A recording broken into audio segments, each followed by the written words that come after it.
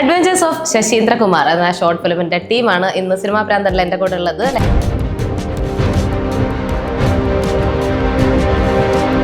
ശശി എന്ന് പറയുന്നതിന് വേറെ പല നല്ല അർത്ഥങ്ങളിലേക്ക് എത്തുന്ന ഒരു പേരാണത്.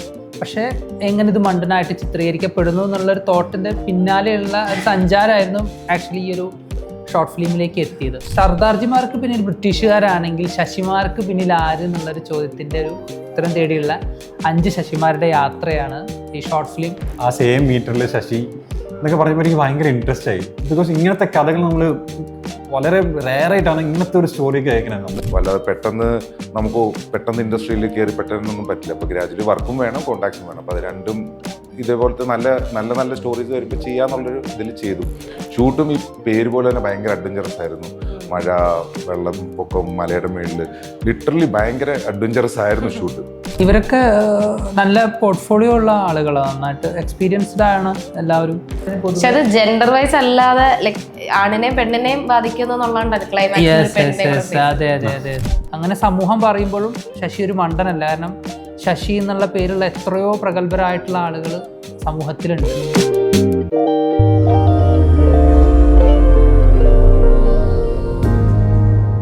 അഡ്വഞ്ചേഴ്സ് ഓഫ് ശശീന്ദ്രകുമാർ എന്ന ഷോർട്ട് ഫിലിമിന്റെ ടീമാണ് ഇന്ന് സിനിമാ പ്രാന്തനിൽ എൻ്റെ കൂടെ ഉള്ളത്. Let me welcome director Nitish, actors Yugan and Siddharth. Welcome to cinema പ്രാന്തൻ.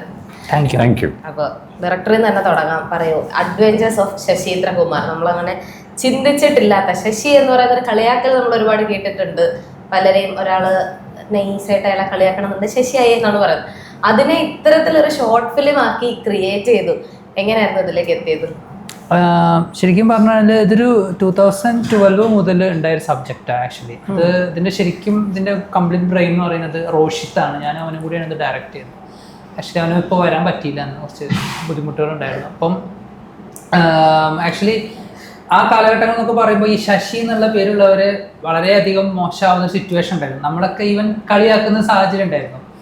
അപ്പോൾ ആ സമയത്ത് അവനുണ്ടായിരുന്ന തോട്ടായിരുന്നു ഈ ശശി എങ്ങനെ ഒരു മണ്ടനാവുന്നു. അതായത് ഇതും മണ്ടനും ശശി തമ്മിൽ യാതൊരു ബന്ധവുമില്ല. ശശി എന്ന് പറയുന്നതിന് വേറെ പല നല്ല അർത്ഥങ്ങളിലേക്ക് എത്തുന്ന ഒരു പേരാണത്. പക്ഷേ എങ്ങനെ ഇത് മണ്ടനായിട്ട് ചിത്രീകരിക്കപ്പെടുന്നു എന്നുള്ളൊരു തോട്ടിൻ്റെ പിന്നാലെയുള്ള ഒരു സഞ്ചാരമായിരുന്നു ആക്ച്വലി ഈ ഒരു ഷോർട്ട് ഫിലിമിലേക്ക് എത്തിയത്. അപ്പം ഇതിൻ്റെ പിന്നിലൊരു കണ്ടീഷൻ എന്ന് പറയുന്നത് ഞങ്ങൾ ചിന്തിച്ചിരുന്നത് എന്താണെന്ന് വെച്ച് കഴിഞ്ഞാൽ, സാധാരണഗതിയിൽ പണ്ട് കാലങ്ങളിൽ ഈ സർദാർജി ഫലിതങ്ങൾ പ്രശസ്തമായിട്ട് നിൽക്കുന്ന ഒരു കാലഘട്ടം ഉണ്ടായിരുന്നു.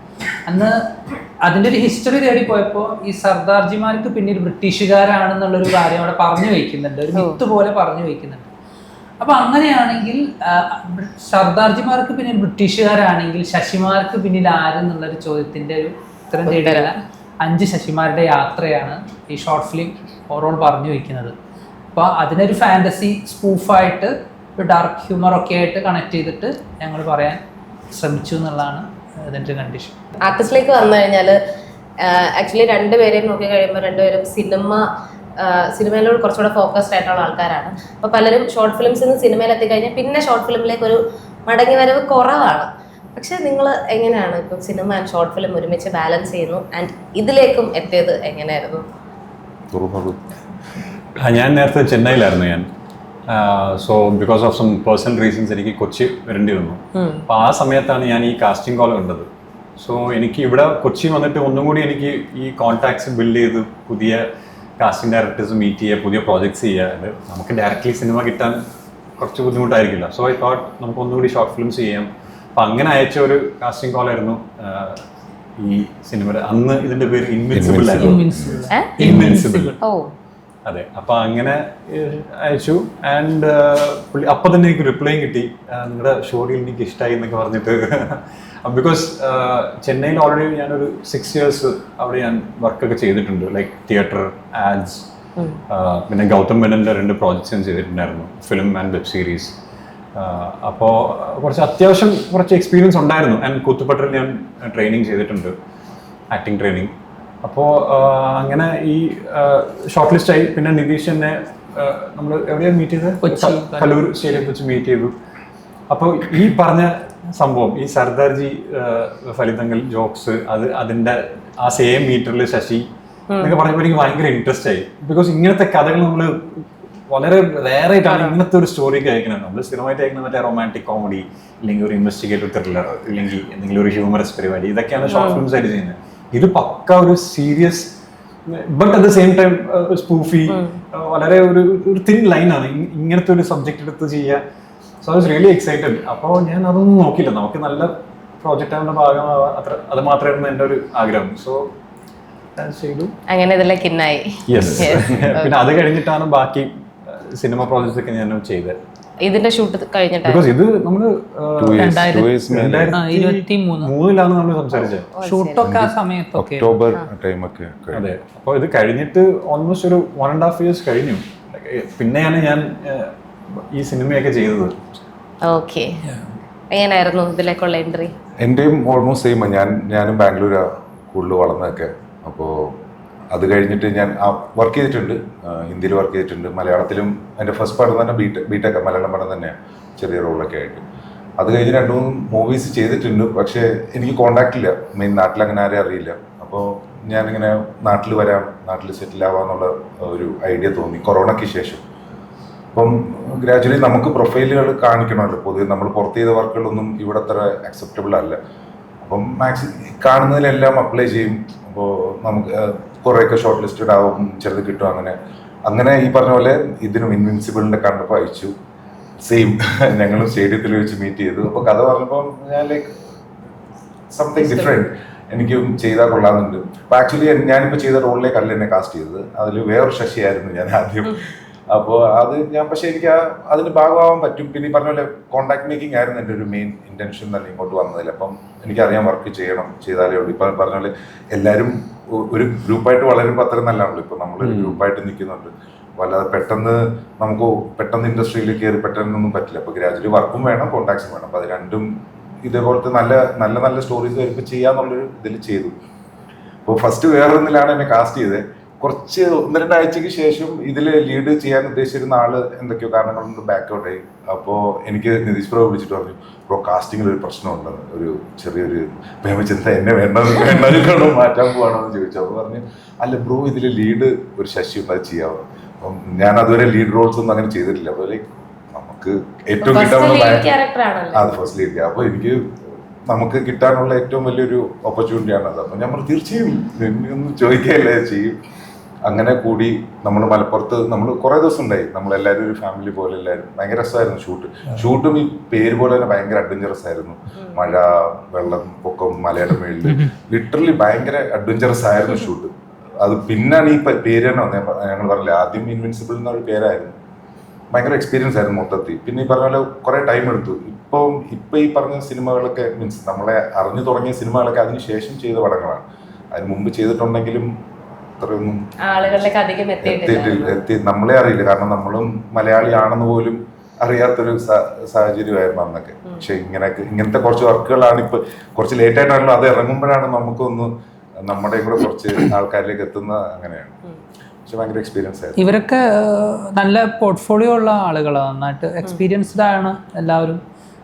പല സിനിമകളിലും ആയിക്കോട്ടെ, വെബ് സീരീസുകളിലായിക്കോട്ടെ. പക്ഷെ മലയാളത്തിലല്ല, പുറത്താണെന്നേ ഉള്ളൂ. ഇപ്പോൾ യുവൻ ബ്രോ ആണെങ്കിൽ തമിഴ് ആണ് കൂടുതൽ ചെയ്തിട്ടുള്ളത്, കൂടുതൽ വർക്കുകൾ. അപ്പോൾ ഇവരുടെയൊക്കെ പോർട്ട്ഫോളിയോ ആയിരുന്നു കൂടുതൽ അതിലേക്ക് നമ്മളെ അട്രാക്ട് ചെയ്തിട്ടുള്ളത്. പിന്നെ സിദ് ബ്രോ ആണെങ്കിലും പിന്നെ നൈറ്റ് മാനേജർ എന്ന് പറഞ്ഞ അനിൽ കപൂർ അഭിനയിച്ചിട്ടുള്ളൊരു ഇതില് വില്ലനായിട്ടൊക്കെ ചെറിയ റോളൊക്കെ വന്നു പോയിട്ടുണ്ട്. അപ്പോൾ അതൊക്കെ ഭയങ്കരമായിട്ട് നമ്മളെ ക്യാരക്ടർ ഏൽപ്പിച്ച അവർ നന്നായിട്ട് ചെയ്യും എന്നുള്ളൊരു ചിന്ത വന്നിട്ടുണ്ടായിരുന്നു, കോൺഫിഡൻസ് ഉണ്ടായിരുന്നു. അതിന്റെ ഒരു ഭാഗമായിട്ട് തന്നെയാണ് അത് ചെയ്തിട്ടുണ്ടായിരുന്നത്. ഇപ്പൊ എങ്ങനെയുണ്ട് റിലീസായിട്ട് ഈ കുറച്ച് ദിവസമായി, എല്ലാരും എന്ത് പറയുന്നു കണ്ടിട്ടൊക്കെ? എല്ലാവരും ഒന്നാമത് ഇതൊരു ഡാർക്ക് ഹ്യൂമർ ആയതുകൊണ്ട് തന്നെ ആളുകൾക്ക് ആക്ച്വലി ഈ ഒരു ജോണർ കൂടുതൽ കണക്റ്റായി തുടങ്ങിയിട്ടില്ല നമ്മുടെ ഇൻഡസ്ട്രിയിലേക്ക് വരുന്ന സമയത്ത്. എനിക്ക് തോന്നുന്നത് അങ്ങനെയാണ്. പക്ഷെ കണക്റ്റ് ആവുന്നവർക്ക് നന്നായിട്ട് അത് വർക്ക് ആവുന്നുണ്ട്. എല്ലാവരും ഒരു സെലിബ്രേഷൻ മോഡായിരിക്കുമല്ലോ പൊതുവെ എല്ലാവരും എക്സ്പെക്ട് ചെയ്യുന്നത്. അല്ലെങ്കിൽ ഇപ്പോൾ നേരത്തെ പറഞ്ഞ പോലെ റോം കോം പരിപാടിയാണ് കൂടുതൽ ആളുകൾ എക്സ്പെക്ട് ചെയ്യുക. പക്ഷെ നമ്മൾ അതിനൊക്കെ മാറിയിട്ടാണ് ഇത് ചെയ്തിട്ടുള്ളത്. ഈവൻ ത്രില്ലറോ ക്രൈം ത്രില്ലറോ ഒന്നുമല്ല, അത് മാറി ഒരു സോഷ്യൽ കൂടുതൽ ചർച്ച ചെയ്യപ്പെട്ട ഒരു വിഷയത്തെ നമ്മൾ ഇങ്ങനെ ഒരു സ്പൂഫി ആയിട്ട് ചെയ്തു എന്നുള്ളൊരു കണ്ടീഷൻ. അപ്പോൾ അത് ആളുകൾക്ക് അങ്ങ് വർക്ക് ചെയ്ത് വരാനുള്ളൊരു ബുദ്ധിമുട്ടുണ്ട് ഫീൽ ചെയ്തിട്ടുണ്ട്. പക്ഷെ പക്ഷെ കണ്ട ആൾക്കാർക്ക് അതെ ഒത്തിരി ഇഷ്ടമായിട്ടുണ്ട്. ഇഷ്ടപ്പെട്ടിട്ടുണ്ട്. മേക്കിംഗ് വൈസ് ഭയങ്കരമായിട്ട്. കാരണം ഈ പറഞ്ഞ പോലെ സ്റ്റോറിയുടെ ഒരു കാര്യം എന്ന് പറഞ്ഞാൽ ഇവര് ഇത് എഴുതാൻ തുടങ്ങിയ സമയം പറയുന്നത് ഒരു 4-5 കൊല്ലത്തിന് മുമ്പാണ്. അപ്പോൾ ആ സമയത്തായിരുന്നു ഇതിലും കുറച്ചുകൂടെ ആൾക്കാർ കണക്റ്റഡ് ആയത് എന്ന് എനിക്ക് തോന്നിയിട്ടുണ്ട് പേഴ്സണലി. അല്ല, പലരും എൻ്റെ അടുത്ത് അഭിപ്രായങ്ങളും പറഞ്ഞിട്ടുണ്ട് അങ്ങനെ. കാരണം അവർ ആ ഒരു ടൈമിലാണല്ലോ ഈ ശശി സോമൻ എന്നുള്ളൊരു, ഇപ്പൊ അങ്ങനെ കേൾക്കാറൊന്നുമില്ല. പണ്ട് പക്ഷെ അങ്ങനല്ല, നമ്മൾ എന്തെങ്കിലും ഒന്ന് പറയുമ്പോഴേ ഈ ശശി അങ്ങനെയൊക്കെ പറഞ്ഞ് നമ്മൾ പറയുന്ന ഒരു ഇതുണ്ട്.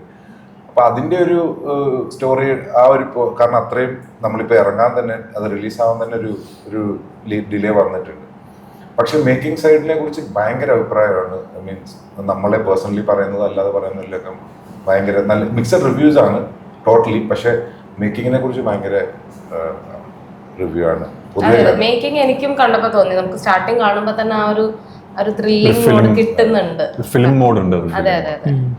ഇതിന്റെ ടൈറ്റിൽ മാറ്റാനുണ്ടായിരുന്ന റീസൺ എന്തായിരുന്നു?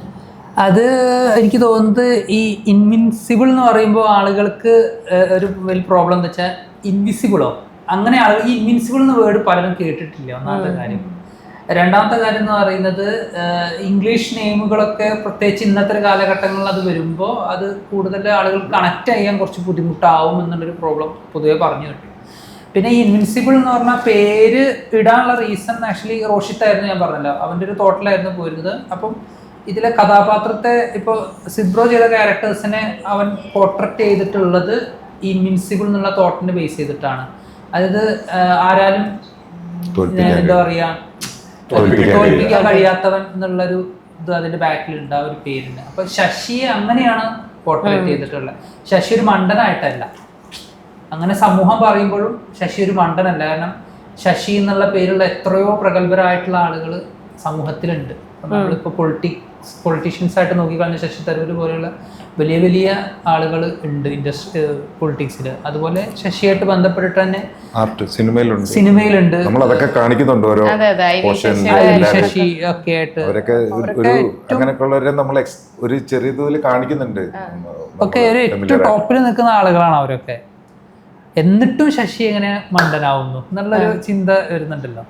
അപ്പൊ ആക്ച്വലി ഇതിന്റെ ഒരു ഹിസ്റ്ററി തേടി പോകുമ്പോഴാണ് എനിക്ക് തോന്നുന്നത് ആദ്യം ഇതിന്റെ ഒരു ഫസ്റ്റ് സ്റ്റാർട്ടിങ് നന്ദനം എന്ന് പറഞ്ഞ സിനിമയില് ശശി, പാലാരിവട്ടം ശശി എന്ന് പറയുന്നൊരു വേർഡ് ഉണ്ട്. അത് കഴിഞ്ഞിട്ട് പിന്നെ ചതിക്കാത്ത ചന്തു സിനിമയിലേക്ക് എത്തിയപ്പോ സലീം കുമാർ പറയുന്ന ഇത് തിരുവിതാംകൂർ പഠിച്ചിരുന്ന രാജാവ് പേര് ശശി എന്ന് പറയും. ഷോർട്ട് ഫിലിം നമ്മളതിലേക്ക് ആഡ് ചെയ്തത്. അന്ന് പിന്നീട് ട്രാവൽ ചെയ്ത് കുറെ സ്കിറ്റ് ആളുകൾ ഇതിനെടുത്തിട്ടാണ് എനിക്ക് തോന്നുന്നത് ശശി ഒരു മണ്ടനാക്കപ്പെട്ട ഒരു വ്യക്തിയായി മാറുന്നത് തോന്നുന്നുണ്ട്. അങ്ങനെ ഒരു സ്വഭാവം അതിന് പൊതുവെ. അത് ജെൻഡർ വൈസ് അല്ലാതെ ലൈക് ആണിനെയും പെണ്ണിനെയും ബാധിക്കുന്നു എന്നുള്ളതാണ് ക്ലൈമാക്സ്. അതെ അതെ അതെ അതെ അതെ തീർച്ചയായും. കാരണം ഇതിലിപ്പോൾ നമ്മൾ സംസാരിക്കുന്നുണ്ടല്ലോ, ഈ ഇപ്പോൾ ഷക്കീല എന്നുള്ള പേര് പറയുമ്പോൾ ഇപ്പോൾ ഞങ്ങളുടെ നാട്ടിലൊക്കെ അതന്നെ ആ പേര് പറയുമ്പോൾ ബാക്കിയുള്ളവർ ചിരിക്കുന്ന ഒരു സാഹചര്യം ഉണ്ടായിട്ടുണ്ടായിരുന്നു. അപ്പൊ അന്ന് എനിക്ക് അതിന്റെ വ്യാപ്തി അത്ര അറിഞ്ഞിരുന്നില്ല.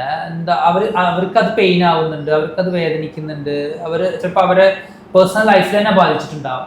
ഇപ്പൊ ഞങ്ങളുടെ നാട്ടില് ശശി ട്യൂഷൻ സെന്റർ എന്ന് പറഞ്ഞിട്ടൊരു ട്യൂഷൻ സെന്റർ, പുള്ളി ആ പേരൊക്കെ മാറ്റി. ഇത് എനിക്ക് തോന്നുന്നു ഇതിന്റെ ഭാഗമായിട്ടായിരിക്കാൻ തോന്നുന്നു. ആ ട്യൂഷൻ സെന്ററിന്റെ പേര് മാറ്റിയിട്ട് വിസ്ഡം എന്നോ ട്യൂഷൻ സെന്റർ അങ്ങനത്തെ പേരിലേക്ക് മാറി. അപ്പോൾ ഈ ഒരു കണ്ടീഷൻസ് ഒക്കെ അതുമായിട്ട് ബന്ധപ്പെട്ട് വരുന്നുണ്ട്. പിന്നെ ഞങ്ങൾ ഇത് പല ഫാമിലി ഗ്രൂപ്പിലേക്ക് ഷെയർ ചെയ്യുമ്പോൾ എൻ്റെ ഫാമിലി തന്നെ ശശി എന്ന പേരുള്ള ആളുകളുണ്ട്. ഇവരിത് എങ്ങനെ എടുക്കുക, നാളെ ഞാൻ ഈ ഫാമിലിക്ക് പോയി ഇവരെങ്ങനെ എന്നെ കാണുക എന്നൊന്നും അറിയില്ല. പക്ഷെ അവരെ ഷോർട്ട് ഫിലിം കണ്ടാൽ അവർക്ക് എന്താണ് ഞാൻ പറയുന്നത്, അവരാരെങ്കിലും കണ്ടിട്ടെന്തെങ്കിലും പറഞ്ഞോ? ഇല്ല, അവരാരും ഇതുവരെ ഒന്നും അത് ഇനി വല്ല ഇരുട്ടടിയൊക്കെ ആയിട്ട്. പക്ഷെ ഇത് ശശിക്ക് വേണ്ടിയിട്ടുള്ള ഒരു ജസ്റ്റിസ് ആണല്ലോ. ശശിക്കും പിന്നെ അതിന്റെ കണ്ടിന്യൂഷൻ സോമനിലേക്ക് കണക്ട് ചെയ്യും. പാർട്ട് ഉണ്ടാകുമോ? സോമനും ജസ്റ്റിസിലാണല്ലോ. അത് ഒരുപാട് പേര് ചോദിച്ചു കേട്ടോ, പാർട്ട് 2 ഉണ്ടോ എന്നുള്ള. കാരണം അങ്ങനെയാണല്ലോ നമ്മൾ എൻഡ് ചെയ്യുന്നത്. അങ്ങനെ എൻ്റെ അടുത്ത് കുറെ പേര് ചോദിച്ചിട്ടു സെക്കൻഡ് പാർട്ട് ഉണ്ടോ, അറിയില്ല. ഡയറക്ടർ മനസ്സിലാക്കണല്ലേ. അതെ അതെ, നീ സംഭവിക്കട്ടെ. അത് ഇതൊരു സിനിമയാക്കാം എന്നൊക്കെ ചിന്തിച്ചിട്ടുണ്ടായിരുന്നു, ആ ഒരു ചിന്ത ഉണ്ടായിരുന്നു. പക്ഷേ ആക്ച്വലി അതിലേക്കുള്ളൊരു ജേണി ഇപ്പൊ നേരത്തെ ഇവര് പറഞ്ഞൊരു പോയിന്റ് ഒരു വലിയ ഇതുണ്ടായിരുന്നു. കാരണം വെച്ചാൽ ഈ കാലഘട്ടം ശശിയുടെ ട്രെൻഡ് പതിയെ മാഞ്ഞുകൊണ്ടിരിക്കുന്ന സമയം നമ്മൾ ഇനി സിനിമയാക്കുമ്പോൾ ഒരു പക്ഷേ കുറേ കൂടി ചിലപ്പോൾ അത് മുന്നോട്ട് പോകാൻ സാധ്യതയുണ്ട്. ചിലപ്പോൾ ട്രെൻഡ് ഔട്ട് ചെയ്ത് പിന്നെ നമ്മളിത് കൊണ്ടുവരുമ്പോൾ ആളുകൾ ഇതേ ഒരു സജഷൻ അല്ലെങ്കിൽ ഒരു ഒപ്പീനിയൻ ആളുകളുടെ ഭാഗത്തുനിന്ന് വരാൻ സാധ്യത ഉള്ളതുകൊണ്ടാണ് പിന്നീട് നമ്മളത് ഒരു ഷോർട്ട് ഫിലിം ആക്കാം. ഈവൻ സീരീസ് ആക്കാനുള്ള ഒരു പ്ലാൻ ഉണ്ടായിരുന്നു. പിന്നീട് അത് മാറി ഷോർട്ട് ഫിലിം എന്നുള്ള തോട്ടിലേക്ക് വന്നതാണ് ആക്ച്വലി. ഓക്കെ, ഇനി ഒന്നും മിണ്ടാതിരിക്കുകയാണ് അങ്ങ്. ഓക്കെ, ഇപ്പം യുഗനെ നോക്കിക്കഴിഞ്ഞാൽ കുറച്ചും കൂടെ ഇപ്പം മലയാളി പ്രേക്ഷകർക്ക് ലോക എന്ന സിനിമയിലോട് ഇങ്ങനെ ഭയങ്കര ഫെമിലിയർ ആണ്. അതിന്റെ ലുക്കൊക്കെ വേറെയാണ്. അതാണ്, പക്ഷെ എന്നാലും പെട്ടെന്ന് കാണുമ്പോ ഇത് അതില്ലേ എന്നുള്ളൊരു സാധനം വരും. ഓക്കെ, എങ്ങനെയായിരുന്നു ലോകയിലേക്കുള്ള എൻട്രി ഒക്കെ? അത് ഇതേപോലെ ഇവിടെ കൊച്ചി വന്നിട്ട് നമ്മൾ കുറെ കാസ്റ്റിംഗ് കോൾസ് അയക്കുന്നുണ്ട്. അപ്പോൾ അങ്ങനെ വേഫറർ ഫിലിംസിന്റെ കാസ്റ്റിംഗ് കോൾ കണ്ടിരുന്നു. അത് മെയിൽ അയച്ചു. റിട്ടേൺ ഞാൻ എന്തായിരുന്നു കേരള ടൂറിസത്തിന്റെ ആഡ് ചെയ്തുകൊണ്ടിരുന്നപ്പം കോൾ ബാക്ക് കിട്ടി. അപ്പോൾ ആദ്യം ഞാൻ വിചാരിച്ച പോലെ പ്രാങ്ക് കോൾ ആണെന്ന് വിചാരിച്ചു ഞാൻ. പിന്നെ പോയി ഓഡിഷന് പോയപ്പം 2 റൗണ്ട് ഓഡിഷൻ ഉണ്ടായിരുന്നു. അപ്പോൾ ആ സമയത്ത് അവർ എന്നെ പ്ലേസ് ചെയ്യാൻ പറ്റിയില്ല. പക്ഷെ director Dominic he told the team നമുക്ക് പുള്ളിക്കാരൻ കൊള്ളാം, പക്ഷെ നമുക്ക് നോക്കാം നമുക്ക്. അപ്പോൾ അങ്ങനെ വിവേക് അനിരുദ്ധും കൂടി ഇവരെല്ലാം ഡിസ്കസ് ചെയ്ത്, ബിക്കോസ് നേരത്തെ പടത്തലവൻ റോളിന് കുറച്ചും കൂടി ഏജ്ഡ് ആയിട്ടുള്ള ഒരാളായിരുന്നു നോക്കിയിരുന്നത് മൈൻഡിൽ. അപ്പോൾ അവർ പറഞ്ഞില്ല കുഴപ്പമില്ല നമുക്ക് ഉന്നയിക്കാം, ബിക്കോസ് ഹൈറ്റ് ഉണ്ടല്ലോ, ഹൈറ്റ് ഉണ്ട്. പിന്നെ ഡേ ടോട്ട് കുറച്ചും കൂടി ഒന്ന് ജിമ്മൊക്കെ പോയി വെയിറ്റൊക്കെ കൂട്ടി മുടിയും താടിയൊക്കെ വളർത്തി.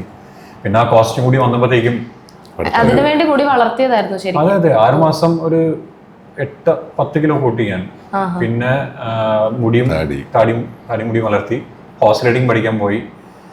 പിന്നെ ആ കോസ്റ്റ്യൂമൊക്കെ ആയപ്പോഴത്തേക്കും ആയി. പിന്നെ നല്ല എക്സ്പീരിയൻസ് ആയിരുന്നു. ഇത്രയും മലയാളത്തിന്റെ ബിഗസ്റ്റ് ഫിലിം, അതെ, 300 കോടി അതിന്റെ ഒരു ഭാഗമാണ് ഇവിടെ ഇരിക്കുന്നത്. അത് വലിയ സന്തോഷമില്ല. ഐ വാസ് ഹാപ്പി ഫോർ, അത് മാത്രമല്ല personally I was happy and I was also happy for the team. Because നമ്മൾ ഇതൊക്കെ കഴിഞ്ഞിട്ടാണ് ഈ സിനിമയൊക്കെ ചെയ്ത് ഇത് റിലീസ് ആവുന്നത്. ഇതിന്റെ ഷൂട്ട് കഴിഞ്ഞിട്ടായിരുന്നു അതെ കാസ്റ്റിംഗ്, നമ്മുടെ മലയാളം കാസ്റ്റിംഗുമായിട്ട്. അതെ അതെ. അപ്പോൾ നമ്മുടെ മലയാളം കാസ്റ്റിംഗ് കോൾസ് നമ്മുടെ ഫ്രണ്ട്സ് റൺ ചെയ്യുന്ന ഗ്രൂപ്പാണത്. അപ്പൊ അവര് പോസ്റ്റ് ചെയ്തിട്ടാണ് ഞാൻ ഇതിലേക്ക് അയച്ചത്, വേഫറർ ലോക്കയിലേക്ക് അയച്ചത്. ഇതൊക്കെ ഞാൻ പിന്നെ അറിയുന്നത്, ലൈക്ക് ഓ നിങ്ങളാണോ ഈ പേജ് റൺ ചെയ്യുന്നത്, ഓക്കെ താങ്ക് യു മാൻ. അപ്പോൾ നല്ല എക്സ്പീരിയൻസ് ആയിരുന്നു. So overall I am very happy. പിന്നെ അതിന് മുന്നേ ഞാനൊരു പടം ചെയ്തിട്ടുണ്ട് ആക്ച്വലി, അനോമി എന്ന് പറഞ്ഞിട്ട്. അത് ഇതുവരെ ഇറങ്ങിയിട്ടില്ല. So I am waiting for that release too. So മൊത്തത്തിൽ ഐ എം വെരി ഹാപ്പി. 25 നല്ലൊരു ഇയർ ആണല്ലേ? ആക്ച്വലി ഇവിടെ കൊച്ചി വന്നിട്ടാണ് എന്റെ ലൈഫ് ഒന്ന് മാറിയത്. This is my 9th year in acting. Full time acting, like 9 years. അപ്പൊ അവിടെ ഫുൾ ടൈം ആക്ടിങ് തന്നെ ആയിരുന്നു? അതെ, ഫസ്റ്റ് 2 years തിയേറ്റർ ആയിരുന്നു. പിന്നെ ഷോർട്ട് ഫിലിം മ്യൂസിക് വീഡിയോസ് ഒക്കെ ചെയ്തു. പിന്നെ പയ്യെ ഗൗതം മേനോന്റെ പ്രോജക്ട്സിൽ കയറി. പിന്നെ അത് കഴിഞ്ഞിട്ട് അവിടെ കുറച്ച് സ്റ്റാഗ്നന്റ് ആയി ചെന്നൈയിൽ. നമുക്ക് ഗ്രോ ചെയ്യാൻ പറ്റില്ല, because it's a big market, വലിയ മാർക്കറ്റാണ്, കുറെ കോമ്പറ്റീഷൻ ഉണ്ട്. പിന്നെ അറ്റ് ദ സെയിം ടൈം നമുക്ക് ഇവിടെ വരേണ്ട ഒരു സിറ്റുവേഷൻ വന്നു. So personal reasons. സോ ഇവിടെ വന്നപ്പം കുറച്ച് പേടി ഉണ്ടായിരുന്നു എനിക്ക്, ബിക്കോസ് ഇത് പിന്നെയും തുടങ്ങണ്ടേ ഈ പ്രോസസ്സ്. അവിടുത്തെ കോൺടാക്ട്സ് എല്ലാം പോയി. കോൺടാക്ട്സ് ഉണ്ട്, പക്ഷേ ഇവിടെ ഒന്നും കൂടി കോൺടാക്ട്സ് ഉണ്ടാക്കിയെടുക്കണം. Casting directors, casting call, audition, meeting. അപ്പോൾ but I am really happy now. So happy. Okay, അപ്പൊ ഇവിടെ വന്നു കഴിയുമ്പോൾ നരിവേട്ട ഈ വർഷത്തെ വേറൊരു ടേണിംഗ് പോയിന്റ് ആയിരുന്നല്ലോ. എങ്ങനെയായിരുന്നു നരിവേട്ടയിലെ നമ്മുടെ ടോവിനോയെ കൂട്ടിക്കൊടുത്ത? ടോവിനോ അല്ല, സുരാജേട്ടനെ കൂട്ടിക്കൊടുത്തല്ല, രക്ഷപ്പെടുത്തിയത്. അതും ആക്ച്വലി രണ്ടും കാസ്റ്റ് ചെയ്ത ഒരാൾ തന്നെ, വിവേക് അനിരുദ്ധാണ്. അപ്പോ അതും ഭയങ്കര അൺഎക്സ്പെക്ടഡ് ആയിട്ട് വന്നൊരു റോൾ നരിവേട്ടയുടെ. ആക്ച്വലി ഞാൻ ലോകയുടെ ഫസ്റ്റ് ഷെഡ്യൂൾ കഴിഞ്ഞതിന് ശേഷമാണ് നരിവേട്ട അഭിനയിച്ചിട്ട് പിന്നെ 2 മാസത്തിന് ശേഷമാണ് ഫൈനൽ സീക്വൻസ് ലോകയുടെ ഷൂട്ട് ചെയ്ത്. അതിൻ്റെ ഇടയ്ക്ക് എനിക്ക് ഷേവ് ചെയ്ത് ഞാൻ അവിടെ പോയി ചെയ്തു. ഞാൻ ഭയങ്കര ടെൻസ്ഡ് ആയിരുന്നു നരിവേട്ടയുടെ സെറ്റില്. ഞാൻ എപ്പോഴും വിവേകിന് മെസ്സേജ്, വിവേക് ഇപ്പൊ എന്ത് ചെയ്യുക, കാരണം എൻ്റെ ഫസ്റ്റ് ഒരു പോർഷൻ ഉണ്ട് ആ ക്യാമിയോയിൽ കാണിക്കുന്ന ഒരു ബാർ സീക്വൻസ്, അതെടുത്തു ലോകയുടെ. അത് കഴിഞ്ഞപ്പോഴാണ് നരിവേട്ടയിലോട്ട് എന്നെ വിവേക് കാസ്റ്റ് ചെയ്യുന്നത്. അവിടെ ചെന്ന് ഷേവ് ചെയ്യണമെന്ന് പറഞ്ഞു. അത് രണ്ടും ഷൂട്ടിങ് ഓൾമോസ്റ്റ് ഒരേ പാരലായിട്ട് നടന്നുകൊണ്ടിരുന്ന. നരിവേട്ടയാണ് ഫസ്റ്റ് ഇറങ്ങിയത് പടം. അപ്പോൾ അത് കഴിഞ്ഞിട്ട് എൻ്റെ സീക്വൻസ് ഡീക്കേറ്റ് കൂടാണെന്ന് എനിക്ക് അറിയാം. അപ്പോൾ ഞാൻ ഭയങ്കര പേടി, കാരണം നമ്മൾ ഒന്നാമത് ഇൻഡസ്ട്രിയിൽ പുതിയ ആളാണ്, ആദ്യമായിട്ടാണ് ഇവിടെ. ഇപ്പോൾ തുടക്കത്തിൽ തന്നെ നമ്മൾ ഉടനെ ഒരു പടം പകുതി ചെയ്ത് വെച്ചിട്ട് വേറെ എവിടെ പോയി താടി പഠിച്ചു, അങ്ങനെയൊക്കെ എനിക്ക് ഭയങ്കര ടെൻഷനായിരുന്നു. എന്നിട്ട് എല്ലാ ദിവസവും വിവേക് ബ്രോയ്ക്ക് മെസ്സേജ് അയക്കും, ബ്രോ എന്താ ചെയ്യുക. അതെന്താ അറിയാമോ, ആക്ടേഴ്സിന് ഈ ജോലി കിട്ടുമ്പോൾ എല്ലാം ഒരുമിച്ച് അത് എന്താന്ന് അറിഞ്ഞൂടാ. അതാ പിന്നെ വിവേക് ലോക ടീമുമായിട്ട് നല്ല, പുള്ളി കോർ ടീമിലുള്ള ഒരാളാണ്. അപ്പം പുള്ളി എനിക്ക് തരുന്നൊന്നും don't worry, I will take care of it എന്നുള്ള രീതിയിൽ അങ്ങനെ നരിവേട്ട ചെയ്തു. അവിടെ ഓൾമോസ്റ്റ് ഒരു 15 ദിവസം ഞാൻ വയനാട്ടിലായിരുന്നു. അതും ഡെയിലി രാവിലെ ഷേവ് ചെയ്യും, മിലിറ്ററിക്കാരനായിട്ട് ഇവർ എല്ലാ ദിവസം തന്നെ ഷേവ് ചെയ്യിപ്പിക്കും. പക്ഷെ ചില ദിവസങ്ങളിൽ ഷൂട്ട് നടക്കാതാവും, മഴയൊക്കെ. അപ്പം ഞാൻ ഇപ്പോഴും എൻ്റെ പേടി ഇങ്ങനെ കൂടിക്കൊണ്ടിരുന്നത്. പക്ഷേ ഗ്രാജുവലി എന്തോ ഭാഗ്യം കൊണ്ട് DQ ഡേറ്റ് ഏറ്റവും ലാസ്റ്റിലേക്ക് വെച്ച് എനിക്കൊരു 2 months ഗ്യാപ്പ് അതിൽ കിട്ടി. അപ്പം പിന്നെ താടി വളർത്താനൊക്കെ എനിക്ക് പറ്റി. എന്തായാലും അതൊരു ഭയങ്കര ഭാഗ്യമായിരുന്നു. അത് രണ്ടിനും വിവേക് തന്നെയാണ് എന്നെ കാസ്റ്റ് ചെയ്തത്. നിങ്ങൾ ഒരുമിച്ച് ഇതിലായിരുന്നു, ഭയങ്കര ഒരു കോയിൻസിഡൻസ് ആയിരുന്നു. ഷോർട്ട് ഫിലിം കഴിഞ്ഞു, അത് കഴിഞ്ഞ് വിവേക് ത്രൂ തന്നെ ഈ 2 സിനിമകൾ. നമ്മൾ 2 കൊല്ലം മുമ്പാണ് ഇത് ചെയ്തത്, മീൻസ് ASK ചെയ്തത്. പക്ഷെ പിന്നെ അത് കഴിഞ്ഞ് നമ്മൾ ഇങ്ങനെ അങ്ങനെ കോണ്ടാക്ട് നമ്മൾ കണ്ടിട്ട് പോലും ഇല്ല അത് കഴിഞ്ഞില്ല. സോ ഞാൻ ഈ ലോകയുടെ ട്രാക്ക് കുറെ ഡബ് പോയിട്ടുണ്ട്, അല്ലാതെ ഞാൻ ഫൈനൽ ഡബിങ്ങും ചെയ്തിട്ടുണ്ട് കുറച്ച് ക്യാരക്ടേഴ്സിന്. അപ്പോ ഇദ്ദേഹം ഇത് പറഞ്ഞിട്ടില്ല, ലോകയിൽ ഞാൻ അഭിനയിച്ച കാര്യം പറഞ്ഞില്ല, ഫ്രണ്ട്സ് എടുത്ത് പറഞ്ഞില്ല, അതെ ഞാൻ അങ്ങനെ തന്നെ. പുള്ളിക്കാർ ഒരു ദിവസം എന്നെ വിളിച്ചിട്ട് ബ്രോ ലോക്കലുണ്ടല്ലോ, നീ ഇങ്ങനെ. അപ്പോ ഞാൻ ട്രാക്ക് ഡബ് ചെയ്തോണ്ടിരുന്നപ്പോ എനിക്ക് നല്ല പരിചയമുള്ളൊരു ഫേസ്. അപ്പൊ ഞാൻ നോക്കിയപ്പോ പുള്ളി അന്നേരം തന്നെ ഞാനൊരു ഫോട്ടോ എടുത്ത് ഇങ്ങനെ വെച്ചിട്ട് ഞാൻ വിളിച്ചു, ബ്രോ ഇങ്ങനെ പടത്തിലൊക്കെ അഭിനയിച്ചു വേഫെയറിന്റെ അല്ലേ, നീ ഇങ്ങനെ ആരോടും പറയാൻ ഭയങ്കര സീക്രട്ട്. ഞാൻ പറഞ്ഞു ഞാൻ സീക്രട്ട് അടിച്ചു, ഞാനും ഉണ്ട് പടത്തിൽ. അങ്ങനെയാണ് ഞങ്ങൾ രണ്ടും. അപ്പൊ നമുക്ക് പിന്നെ ഞാൻ നിതീഷ് ബ്രോ എടുത്ത് പറഞ്ഞു, കാരണം പുള്ളി അതിലും ഹാപ്പിയാണ്. പുള്ളി കാരണം എനിക്ക് ഡബിൾ ബോണസ് നമുക്ക് അങ്ങനെ മാർക്കറ്റ് ചെയ്യണം ലോക്കലത്തെ ആക്ടേഴ്സ്. അങ്ങനെ മൊത്തം അതൊരു കോയിൻസിഡൻസ്. അത് നമുക്ക് അതിനേക്കാളും ഞങ്ങൾക്ക് ഉണ്ടായ ഒരു ഭാഗ്യം എന്ന് പറഞ്ഞാൽ ലോക കളിക്കുന്നത് തിയേറ്ററിൽ ഞങ്ങളുടെ പ്രൊഡ്യൂസ് ഒരു സ്ക്രീനിൽ ലോക ഇപ്പുറത്ത് അറ്റൻഡൻസ് ഓഫ് ശശി തരൂർ. അപ്പോൾ ആസ് എ ബിഗിനേഴ്സ് നമുക്കത് നമ്മളെ ഭയങ്കരമായിട്ട് ഇൻസ്പയർ ചെയ്യുന്ന ഒരു സാധനമാണ്. സത്യം പറഞ്ഞാൽ ഇവിടുത്തെ ഇൻഡസ്ട്രി എനിക്ക് തോന്നിയിട്ടുള്ളത്, ബിക്കോസ് ഞാൻ ഹൈദരാബാദിലും കുറച്ച് വർക്ക് ചെയ്തിട്ടുണ്ട്, ചെന്നൈയിൽ വർക്ക് ചെയ്തിട്ടുണ്ട്. എനിക്ക് തോന്നിയത് ഇവിടുത്തെ ഇൻഡസ്ട്രി കുറച്ചും കൂടി ഓപ്പൺ ആണ്. അതായത് കഴിവുണ്ടെങ്കിൽ ഉറപ്പായിട്ടും കയറി പോകാൻ പറ്റും. അത് ഞാൻ ഇവിടെ ഫീൽ ചെയ്തിട്ടുണ്ട്. പിന്നെ എന്താ പറയുക, അങ്ങനെ ഈഗോ ഒന്നുമില്ല ഇവിടുത്തെ ആൾക്കാർക്ക്, എനിക്ക് അങ്ങനെ തോന്നിയിട്ടുണ്ട് എനിക്ക്. So I am really happy with Kochi. Actually ആണ് കേട്ടോ. ഞാനിപ്പം ഫുള്ളി ഇൻറ്റു ആക്ടിങ്, ജോലിയൊക്കെ വിട്ടിട്ട് ഇറങ്ങിയിട്ട് ഒരു 3 years ആവുന്നേ ഉള്ളൂ. പക്ഷേ ഞാൻ നാട്ടിൽ വന്നതിന് ശേഷം ഗ്രാജുവലി നമ്മൾ ട്രൈ ചെയ്യുന്നതിനനുസരിച്ച് നമുക്ക് എന്തെങ്കിലും കിട്ടുന്നുണ്ട്. പക്ഷെ അതിന് മുമ്പുള്ള സമയങ്ങളിൽ it was very hard. Like എങ്ങനെ കയറിപ്പെട്ട് നമുക്കൊരു ഐഡിയ ഇല്ല. ഫസ്റ്റ് ഓഫ് ഓൾ നമുക്ക് കോൺടാക്ട്സ് ഇല്ല, അങ്ങനെയൊന്നും ഇല്ല. പക്ഷെ കുറഞ്ഞ ടൈമിൽ ഇത്രയും ചെയ്യാൻ പറ്റിയതെന്ന് നമുക്ക് ഭയങ്കര ഒരു ഭാഗ്യമാണ്. അത് ലൊക്കേഷൻ ഇപ്പോൾ വേറെ കാര്യം വെച്ചാൽ നമ്മൾ ഷൂട്ട് ചെയ്ത് നോക്കുന്ന സമയത്ത് ലോകയിലുള്ള ഇപ്പോൾ ലൊക്കേഷൻ ഉണ്ട്, അതായത് അതിന്റെ കേവ് കാണിക്കുന്നുണ്ടല്ലോ, ഇവരുടെ എക്സ്റ്റീരിയർ ഷോട്ട് ഉണ്ട്, നീലി കേവിലേക്ക് പോകുന്നത്. അത് ആക്ച്വലി നമ്മുടെ അരീക്കൽ കേവ് ആണ്. അപ്പോൾ അവിടേക്ക് എത്തുന്നത് ആക്ച്വലി ഞങ്ങൾ ഷൂട്ട് ചെയ്യുന്നത് മലപ്പുറം ഒരു ഫോറസ്റ്റ് ഏരിയയിലായിരുന്നു. അവിടെ അൺഫോർച്ചുനേറ്റ്ലി ആ സമയത്ത് ഭയങ്കര മഴയും ഇടിമിന്നലൊക്കെ വന്ന് ഷൂട്ട് മൊത്തം മാറുന്ന ഒരു അവസ്ഥ വന്നു. അപ്പോൾ നല്ല സ്പേസ് കിട്ടാതെ നിൽക്കുമ്പോഴാണ് സിദ്ബ്രോ ഇങ്ങനെ സജസ്റ്റ് ചെയ്തത്, അങ്ങനെ ഒരു ഏരിയ ഉണ്ട്. അങ്ങനെ ഞങ്ങൾ അവിടെ പോയി ആ ലൊക്കേഷൻ പോയി കാണുന്നത് കണ്ട് ഇഷ്ടപ്പെട്ടിട്ട് ആ ഗുഹയിലാണ് ഈ സാധനമൊക്കെ നമ്മൾ പ്രഷറൊക്കെ സെറ്റ് ചെയ്ത് വെച്ചിട്ടുള്ളത്. അപ്പോ ലോക കണ്ടപ്പോൾ ഇത്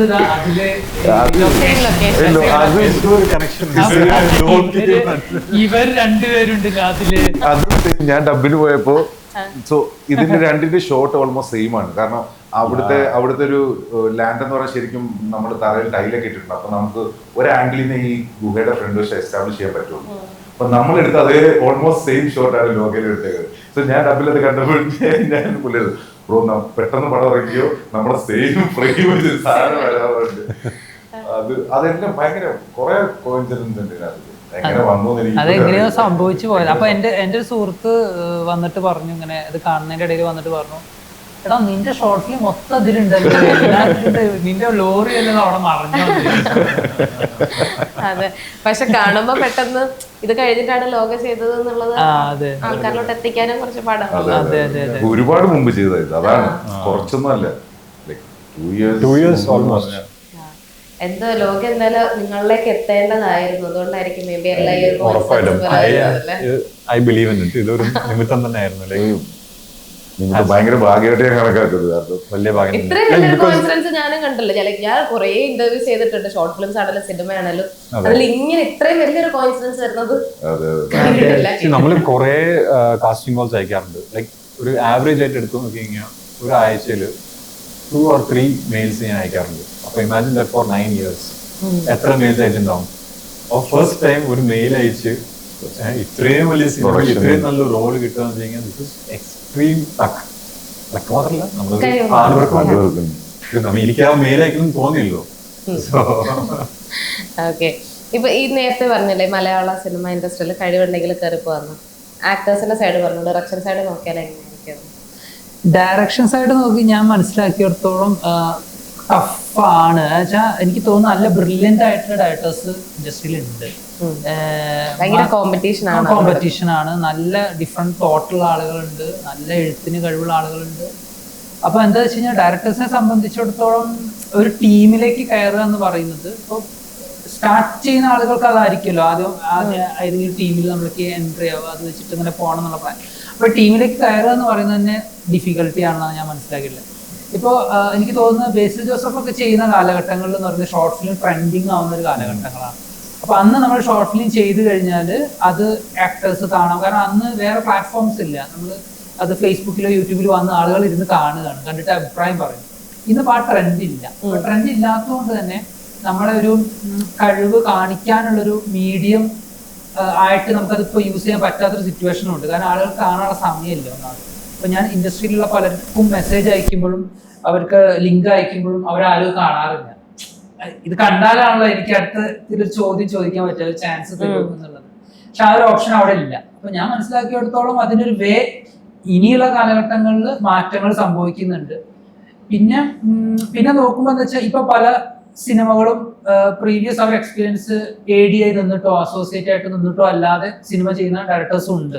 അവർക്ക് ചാൻസ് ഉണ്ട്. എനിക്ക് തോന്നുന്നു അവർ കുറച്ചും കൂടി ബ്രില്യൻ്റും ആണ്. പ്രൊഡ്യൂസറെ സംബന്ധിച്ചിടത്തോളം അവർ കുറച്ചും കൂടി അവർ ബിലീവ് ചെയ്യുന്നുണ്ടാവും, ഇവരുടെ വിഷനൊക്കെ കൂടുതൽ ബിലീവ് ചെയ്യുന്നുണ്ടാവും. ഇപ്പൊ സ്റ്റോറി വൈസ് ഒക്കെ കുറച്ചും കൂടി ചലഞ്ചിങ് ആവുന്ന സിറ്റുവേഷൻസ് ഉണ്ട്. അപ്പൊ നല്ല ടാലന്റഡ് ആയിട്ടുള്ള ആളുകൾ ഇൻഡസ്ട്രിയുടെ പുറത്തും ഉള്ളിലും നിൽക്കുമ്പോൾ എനിക്ക് തോന്നുന്നത് ഡയറക്ടേഴ്സ് പുതുതായിട്ട് വരുന്ന ആളുകൾക്കും റൈറ്റേഴ്സിനും ആ ഒരു ക്രൈസിസ് ഉണ്ട് എന്നുള്ളതാണ്. പക്ഷെ കീപ് ട്രൈങ് എന്നുള്ളൊരു നമ്മൾ കൺസിസ്റ്റന്റ് ആയിട്ട് പോയാൽ ഡെഫിനറ്റ്ലി റീച്ച് ആവും എന്നുള്ളൊരു വിശ്വാസമുണ്ട്. ഇത് കണ്ടിട്ട് എന്തായാലും നല്ല അവസരങ്ങൾ തേടി വരും. അപ്പൊ ഇനി അടുത്ത ഫ്യൂച്ചർ പ്ലാൻ ഒക്കെ എങ്ങനെയാണ്? ഫ്യൂച്ചർ പ്ലാന് എഴുത്ത് നടക്കുന്നുണ്ട്, സിനിമയുടെ തന്നെ എന്നുള്ളൊരു എഴുത്ത് പരിപാടികളും പ്ലാനിങ്ങും കാര്യങ്ങളും അതിന്റെ എഴുത്തും പരിപാടിയൊക്കെ നടക്കുന്നുണ്ട്. അതങ്ങനെ ഡിസ്കഷനും കാര്യമായിട്ട് പോകുന്നു. ഓക്കെ, നിങ്ങളുടെ ഇനിയും ബാക്കി പരിപാടികൾ ഡിസ്കഷനിലാണ്. ഒരു തെലുഗു പ്രോജക്റ്റും ഡിസ്കഷൻ നടക്കുന്നുണ്ട്. പിന്നെ തമിഴ് അവിടെ നമുക്ക് കുറച്ച് കോണ്ടാക്ട്സ് ഉണ്ടല്ലോ, തമിഴ് നോക്കുന്നുണ്ട്. എനിക്ക് പൊതുവെ വില്ലൻ റോൾസ് കിട്ടാറില്ലേ?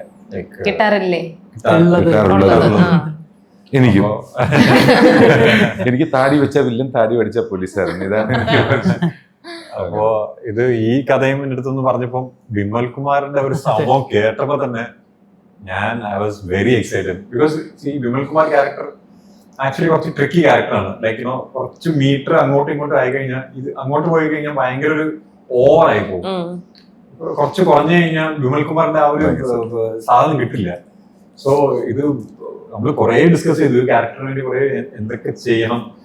അതായത് ആള് സീരിയസ് ആണ്, ആളുടെ ആക്ടിവിറ്റീസ് അയാളുടെ ഒരു എന്താ പറയാ തോട്ട് പ്രോസസ് ഒക്കെ സീരിയസ് ആണ്. പക്ഷെ ലോകത്തിന് അത് ഭയങ്കര ഒരു ഫണ്ണി ആയിട്ടും ഭയങ്കര ഒരു സ്പൂഫി ആയിട്ടാണ് കാണുന്നത്. പിന്നെ ഞാനത് നരേറ്റ് ചെയ്ത് കൊടുത്തൊരു കഥയുണ്ട്, വിമൽ കുമാറിന്റെ ക്യാരക്ടർ മുഖത്തേക്ക് അടിക്കുന്ന കഥ. വീഡിയോ കോൾ ചെയ്ത സമയത്ത് വിമൽ കുമാറിനെ കണ്ടു കഴിഞ്ഞു ഡിസ്കഷൻ ഉണ്ടായി. ഞാൻ ഇവനും റോഷിത്തായിട്ട് ഇതെല്ലാം ഡിസ്കഷൻ കഴിഞ്ഞിട്ട് അവൻ ചോദിച്ചു എന്തുകൊണ്ടാണ് എന്നെ വിമൽ കുമാറായിട്ട് കണ്ടത് ചോദിച്ചപ്പോ അവൻ പറഞ്ഞു, അല്ല ബ്രോ നമുക്ക് കാണുമ്പോ തന്നെ ഇങ്ങനെ പൊട്ടിക്കാൻ തോന്നിയ ഒരു ഫേസ് ആണ്. പറഞ്ഞു ശരി ഓക്കെ എന്റെ വൈഫ് എടുത്ത് പോയി പറഞ്ഞു, അല്ലെ ഡയറക്ടർ ഇങ്ങനെ പറഞ്ഞു.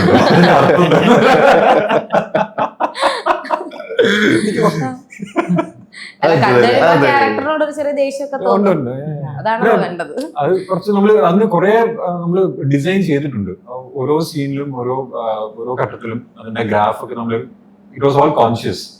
എന്റെ ഫേസ് റിയാക്ഷനും ദ വേ ഐ റിയാക്ട്, അതായത് നമ്മൾ ദേഷ്യപ്പെടുമ്പോൾ ആൾക്കാർക്ക് അത് ചിരി വരണം. അപ്പൊ പക്ഷെ എന്റെ ബ്രെയിനിൽ അത് ഐ എം വെരി സീരിയസ്, ഞാൻ ശരിക്കും ദേഷ്യപ്പെടുന്നുണ്ട്. പക്ഷെ ആൾക്കാർ കാണുമ്പോൾ അത് സ്പൂഫി ആയിരിക്കണം. അപ്പൊ അത് കുറെ ഡിസൈൻ ചെയ്തിട്ട് അത് ചെയ്തത്. പിന്നെ ആളുകൾക്ക് പൊതുവെ ഈ ഡയലോഗ് കേൾക്കുമ്പോൾ ആളുകൾ ചോദിക്കുന്നുണ്ട്, ഇത് കുറച്ച് ഡ്രാമാറ്റിക് ആയല്ലോ എന്ന് പറയുന്നുണ്ട്. അപ്പം ഡ്രാമാറ്റിക് ആവുന്നത് ശരിക്കും ഞങ്ങൾ മനഃപൂർവ്വം കൊടുത്തതാണ് ആക്ച്വലി. അത് കാരണം എന്താ വെച്ച് കഴിഞ്ഞാൽ അതിലൊരു സ്പൂഫായിട്ടൊരു സ്വഭാവം ഉണ്ടാകുമ്പോൾ ആളുകൾ നോർമലി സംസാരിക്കരുത് എന്നുള്ളൊരു തോട്ട് അതിൽ കൊടുത്തിട്ടുണ്ടായിരുന്നു. അപ്പൊ അത് ബേസ് ചെയ്തിട്ടാണ് അത് പോയിട്ടുള്ളത്. പക്ഷെ എനിക്ക് തോന്നുന്നു പലർക്കും അത് കണക്ട് ആയിട്ടില്ല എന്ന് തോന്നുന്നു. കണക്ട് ആവാത്തത് ഒരു സംവിധായകന്റെ ഫെയിലിയർ ആയിട്ട് ഞാൻ ഫീൽ ചെയ്യും, അണ്ടർസ്റ്റാൻഡ് ചെയ്യുന്നുണ്ട്. എന്തായാലും നെക്സ്റ്റ് ടൈം അത് അടിപൊളിയാണ്. അല്ല അത് അങ്ങനല്ല, അത് അങ്ങനല്ല. ആ ഷോർട്ട് ഫിലിമിന് വേണ്ടി ഒരു ഡിസൈൻ ആയിരുന്നല്ലോ. ആൾക്കാർ കണക്ട് ആയി കഴിഞ്ഞാൽ ആൾക്കാർക്ക് ഇത് വർക്ക് ആയിട്ടുണ്ട്, ഉറപ്പായിട്ടും അത് വർക്ക് ആയിട്ടുണ്ട്. പക്ഷെ if you don't connect with it drama create ചെയ്തതില് എനിക്ക് പേഴ്സണലി ഞാൻ കുറച്ച് ചിരിച്ചതായിരുന്നു. ഇവരാ ഫേസ് ടു ഫേസ് ഇരുന്നിട്ട് അത് ലൈക്ക് അത് കാണുമ്പോ ഡ്രാമാറ്റിക് ആണ്, പക്ഷെ ഭയങ്കര ഫണ്ണിയാണ്. ഇവർക്ക് സീരിയസ് ആണ്, പക്ഷെ നമുക്ക് ബാക്കിയുള്ളവർ അവിടെ തന്നെ നിൽക്കുന്നവർക്ക് എന്താ ചെയ്യുന്നതെന്ന് നോക്കുന്നത്. എനിക്ക് കിട്ടിയ ഏറ്റവും വലിയ എന്റെ അമ്മ പറഞ്ഞത് ലൈക്ക് പ്രേം നസീറിന്റെ ഒരു വോയിസും ശരിക്കും എനിക്ക് ഞാൻ പൃഥ്വിരാജിനെ പിടിച്ചത്, രാജുവേട്ടനായിരുന്നു. എനിക്ക് റെഫറൻസ് തന്നപ്പോൾ നമ്മളിങ്ങനെ കുറെ റെഫറൻസ് ചെയ്തിട്ടുണ്ട്. സോ ഇത് സ്റ്റാർട്ടിങ് ഒരു ഇന്ത്യാന ജോൺസൺ പരിപാടിയൊക്കെ ആയിരുന്നു പ്ലാൻ. പിന്നെ നമ്മൾ ഗ്രാജുവലി ആ സ്പൂഫിംഗ് നിന്ന് മാറി ഇങ്ങനെ ഒരു റിയൽ ക്യാരക്ടർ പോലെയൊക്കെ ആയിരുന്നു. ഇപ്പൊ ഈ ഡയലോഗ് ഡെലിവറിയുടെ ഉണ്ടല്ലോ, ഞാനിങ്ങനെ പ്രബലാതെ ചില സമയത്ത് സംസാരിക്കുന്ന ഒരു വ്യക്തിയാണ്. പക്ഷെ ഇപ്പൊ നമുക്ക് നിതീശ്വരന്റെ അടുത്തെന്ന് പറഞ്ഞു മറ്റേ ഡയലോഗ് കർണൻ നെപ്പോളിയൻ പറിച്ച് ആ സാർ. അപ്പൊ ഞാൻ ഓരോ സാധനത്തിന് മുമ്പേ രണ്ടോട്ട് പറയും. അപ്പൊ ആ ഒരു സ്റ്റേബിൾ ആയിട്ട് കിട്ടാൻ വേണ്ടിട്ട് രാജുവേട്ടനാണ് മെയിൻ.